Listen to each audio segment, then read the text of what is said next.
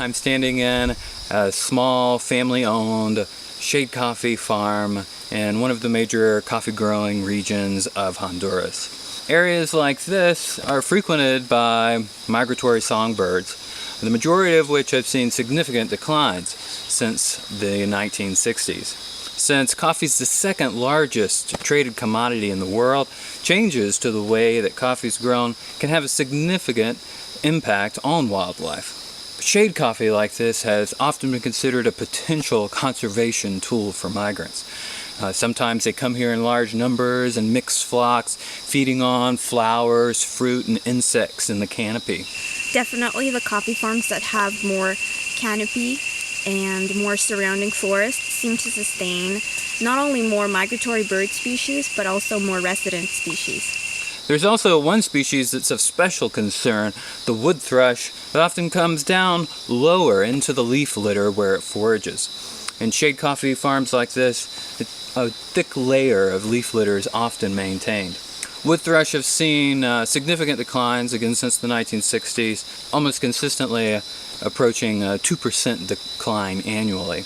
To get any information on the habitat use by these neotropical migratory songbirds, as well as what birds specifically are utilizing coffee, as well as the forest fragments surrounding the coffee, we do a series of things. First and foremost, we set up mist nets to capture the birds. Once we have those nets up, we monitor them throughout the day, every half an hour.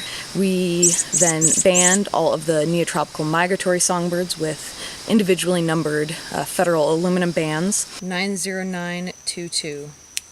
And that's N/G, N/X. As well as a series of color combination bands if they are species that we are looking at specifically. A couple of those are black and white warblers, Wilson's warblers, magnolia warblers, Tennessee warblers, and of course the wood thrush. What's the transmitter number? 64. 63, sorry. 63. Backpack transmitter with the antenna. We're using tiny transmitters and fitting them in both coffee and forest. And we're following them using radio telemetry.